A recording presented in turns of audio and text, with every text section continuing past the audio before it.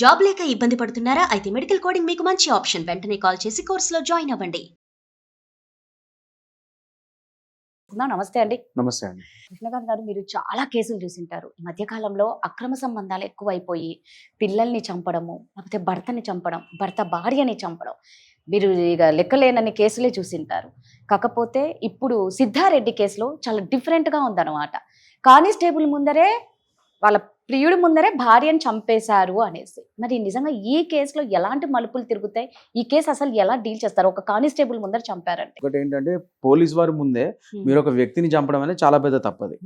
సరే, అక్కడ సిచ్యువేషన్ ఏదైనా కానివ్వండి, ఇతని భార్య వేరే ఇల్లీగల్ రిలేషన్షిప్ పెట్టుకుంది, సో ఆ కోపంలో అతను వదిలేసి వెళ్ళిపోయింది ప్రియుడితో, సో ఆ కోపంలో ఆమెను చంపాడు అన్నది సరే, అది స్పర్ ఆఫ్ ది మూమెంట్, ఒక కోపంలో వితౌట్ ఒక ప్రీమెడిటేషన్ ప్లాన్ లేకుండా, ఆలోచన లేకుండా సడన్ గా చంపాడు అన్నదానికి కల్పబుల్ హోమిసైడ్ అనేది జనరల్లీ పడుతుంది. అంటే బిఎన్ఎస్ 105 కింద దాన్ని పరిగణిస్తాం అనమాట. సో దానికి ఏంటంటే, దానికి కూడా అంటే మరి డెత్ పెనాల్టీ ఇలాంటివి రాదు, it doesn't directly amounts to murder. అయితే కల్పబుల్ హోమిసైడ్లు ఏంటంటే, మనము యావజ్జీవ కారాగార శిక్ష ఇలాంటి వాటికి, లేదంటే 10 ఏళ్ళ పైన పైబడి జైలు శిక్ష ఇలాంటివి పడతాయి.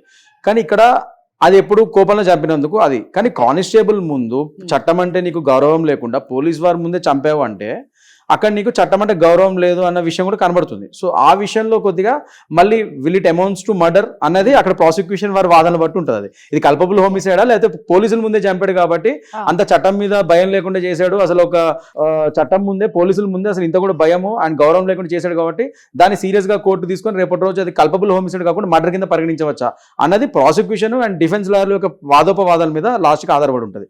కానీ అతని శిక్ష పడతాం మాత్రం ఖాయం at the end of the day. అది కల్పబుల్ హోమిసైడ్ కింద పడుతుందా, మర్డర్ కింద పడుతుందా, ఐదర్ ఇట్ ఇస్ బిఎన్ఎస్ 105 కింద పడుతుందా, లేదా 103 కింద పడుతుందా అనేది చూడాలి. అది కాలం నిర్ణయిస్తుంది. కానీ వాట్ ఎవర్ ఇట్ ఈస్, ఒక చట్టాన్ని చేతిలో తీసుకొని ఇలా చంపడం అనేది చాలా తప్పు, ఫస్ట్ అండ్ ఫార్మోస్ట్ థింగ్. కానీ ఇక్కడ ఇది ఏమైతే అయిందో, సరే మీ భార్యాభర్తల మీద గొడవ అయింది, ఆవిడ ఏదో తప్పు చేసింది, వెళ్ళిపోయింది. సో దాన్ని మీరు కూడా దాని తగ్గట్టుగా కోర్టు నుంచి విడాకులు కోరడము, ఫ్యామిలీ కేసెస్ ఏవైతే ఉన్నాయో అలాంటి ఫ్యామిలీ కేసెస్ ఫైల్ చేసుకుని దాని ప్రకారంగా మీరు కోట్లాడాలి కానీ, లేదా నచ్చకపోతే విడాకులు తీసుకోవాలి కానీ. అంతేగాని ఇలా చట్టాన్ని చేతిలో తీసుకొని చంపేయడాలు ఇవన్నీ చేయడాలు మాత్రం చాలా తప్పు కదా, చట్టరీత్యా నేరం అది. సో ఇక్కడ అదే చెప్తున్నాను నేను, ఇప్పుడు మామూలుగా కోపంలో చేసి ఉంటే అది కల్పబుల్ హోమిసైడ్ కింద పరిగణించవచ్చు. కానీ పోలీస్ వారి ముందే చేశారు కాబట్టి, ఇప్పుడు ఏంటంటే లేటెస్ట్ గా ఈ భారతీయ న్యాయ సమితి వచ్చిన తర్వాత పోలీస్ వారి ముందు చేశారు కాబట్టి పోలీస్ వారిని కూడా మన విట్నెస్ కింద పరిగణించవచ్చు. అండ్ రోడ్డు మీద నడి రోడ్డు మీద చేసినట్టున్నాడు, వేరే బయట అక్కడ రోడ్డు మీద చూసిన వాళ్ళు ఉంటారు, వాళ్ళ విట్నెస్లు తీసుకుంటారు. సో ఇక్కడ కేసు యొక్క వీక్ కాకుండా స్ట్రాంగ్ అయింది అతని మీద, అతనికి అగేన్స్ట్ గా స్ట్రాంగ్ అయింది చంపిన అతని మీద. సో విట్నెస్లు బయట విట్నెస్లు చూసుంటారు, పోలీస్ వాళ్ళని విట్నెస్ కింద పరిగణించవచ్చు. ఇదివరకు ఏంటంటే పోలీస్ వాళ్ళ యొక్క సాక్ష్యం పెద్దగా పరిగణలోకి తీసుకునే వాళ్ళు కాదు, ఇప్పుడు వాళ్ళని కూడా తీసుకుంటున్నారు వాళ్ళ ముందే ఏమైనా క్రైమ్ జరిగితే. సో భారతీయ న్యాయ సమితి వచ్చిన తర్వాత, బిఎన్ఎస్ వచ్చిన తర్వాత 2023, సో పోలీస్ వాళ్ళ ముందే అయింది కూడా ఖచ్చితంగా వాళ్ళు విట్నెస్ కింద పరిగణిస్తారు. వాళ్ళని కూడా అక్కడ బయట వ్యక్తులు ఎవరైతే చూసారో వాళ్ళని విట్నెస్ కింద పరిగణిస్తారు. వాళ్ళ సీసీటీవీ ఫుటేజ్ ఉన్నాయి రోడ్ల మీద, సీసీటీవీ ఫుటేజ్ చూస్తారు, అవి పెడతారు సాక్ష్యాల కింద, ఫోరెన్సిక్ అనాలిసిస్ అవుతుంది, అన్నీ అయితే సేమ్. సో కేసు అతనికి శిక్ష పడే ఛాన్సెస్ ఎక్కువ ఉన్నాయి. కాకపోతే ఇక్కడ ఒకటి చూడాల్సింది ఏంటంటే, ఇది కల్పబుల్ హోమిసైడ్ కింద వెళ్తారా లేదా మర్డర్ కిందనే పరిగణిస్తారా అనేది ఫ్యూచర్ లో చూడాల్సి వస్తుంది అంతే. మామూలుగా మీరు ఎన్నో కేసులు చూసింటారు. మామూలుగా ఆ ప్రతి ఒక్క ఆడపిల్లల తల్లిదండ్రులు ఏం చేస్తారంటే, సొసైటీ అని చెప్పి డివోర్స్ వరకు రావాలి అంటే భయపడిపోతారు. ఇప్పుడు ఈ అమ్మాయి విషయంలో కూడా అంటే కొన్ని వీడియోస్ రిలీజ్ అయ్యాయి. ఏంటంటే చాలా సార్లు ఇంటికి వెళ్ళిపోయాం, గొడవలు పడి పంచాయతీలు జరిగినాయి, ఆయన ఆ పర్సన్ మారలేదు అంటే ఆ అమ్మాయి వర్షన్లో అమ్మాయి చెప్తూ వచ్చింది. మీరు అన్నట్లు నిజంగా ఒక మనిషి నచ్చకపోతే విడిపోవడం బెటర్, కానీ ఒకరినొకరు చంపుకోవడాలు మీరు ఈ మధ్యలో ఎన్ని చూసింటారండి? చాలా చూస్తున్నామండి. అంటే మనం జస్ట్ ఇవాళ రోజు పేపర్ తీసి చూసినా, లేకపోతే జస్ట్ ఇంటర్నెట్ ఒకసారి ఆన్ చేసినా ఇలాంటి కేసులు కోకలు చాలా కనబడుతున్నాయి మనకి.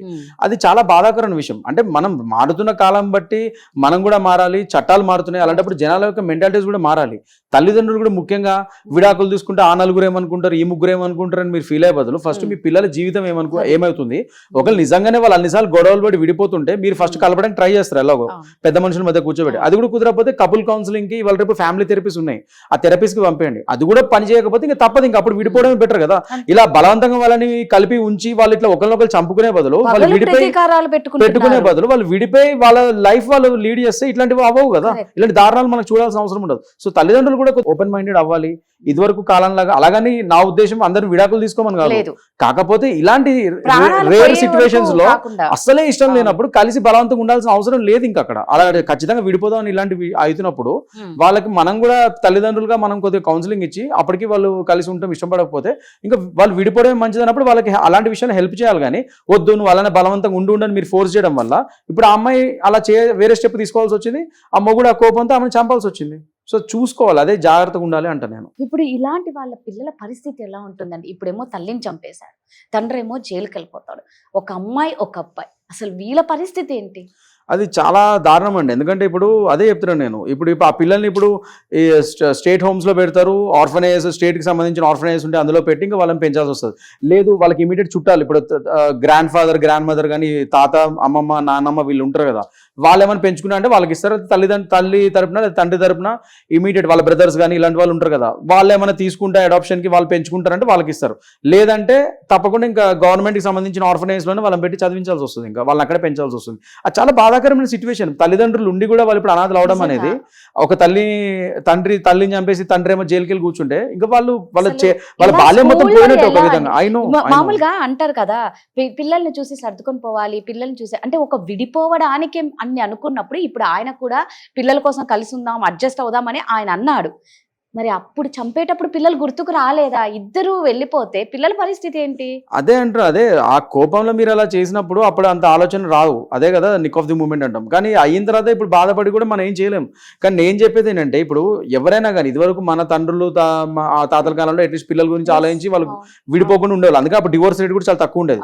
ఇప్పుడు మీరు చూస్తే పిల్లలు ఉన్నా లేకపోయినా డివోర్స్ రేట్ పెరిగిపోయింది. ఎందుకంటే జనాలు ఆడవాళ్ళు కానీ మగవాళ్ళు కానీ ఇద్దరు సమానంగా సంపాదించుకుంటున్నారు. సో నువ్వు లేకపోతే నాకేంటని ఆడవాళ్ళు కూడా అందరూ కాదు కొందరు అనుకుంటున్నారు, ఆడవాళ్ళు మగవాళ్ళు కూడా నువ్వే కాకపోతే ఇంకోళ్ళు అన్నట్టుగా వాళ్ళు ఉన్నారు. సో ఇద్దరిది తప్పు ఉంది అక్కడ. కానీ మీరు పిల్లల్ని కలిగిన తర్వాత నిజంగా డెఫినెట్ గా పిల్లల భవిష్యత్తును దృష్టిలో పెట్టుకొని మీరు కొద్దిగా అడ్జస్ట్మెంట్ అవ్వాలి, కలిసి ఉండడానికి ట్రై చేయాలి. నేను చెప్పినట్టు కపుల్ థెరపీస్ తీసుకొని కలిసి ఉండడానికి మాక్సిమం ట్రై చేయండి, ముఖ్యంగా పిల్లలు ఉంటే. అప్పుడు ఎందుకంటే వాళ్ళ భవిష్యత్తు బాగుంటది కదా. అది నేను అప్పటికే కుదరకపోతే విడిపోవచ్చు. అదైతే చాలా తప్పు, 100% చాలా తప్పు. ఎందుకంటే విడిపోయినా కూడా అట్లీస్ట్ పిల్లల్ని ఎలాగోలా పెంచుకోవచ్చు. చూసుకుంటారు, కొన్ని రోజులు ఇతను కొన్ని రోజులు అతను ఎప్పటికప్పుడు ఇతను విజిటింగ్ రైట్స్ ఇస్తారు. సో ఇద్దరు తల్లి దగ్గర పెరుగుతారు పిల్లలు, చిన్న పిల్లలు అయితే తండ్రికి విజిటింగ్ రైట్స్ ఇస్తారు, అలా కలిసి పెంచుకోవచ్చు పిల్లల్ని. కానీ ఇద్దరు ఇప్పుడు లేకుండా అయిపోయారు కదా, చాలా తప్పు ఇది. అందుకనే చెప్తున్నా పిల్లల భవిష్యత్తు చాలా ఇంపార్టెంట్, అది కూడా దృష్టిలో పెట్టుకొని తల్లిదండ్రులు వ్యవహరించి భార్యాభర్తలు చాలా జాగ్రత్తగా ఉండాలి.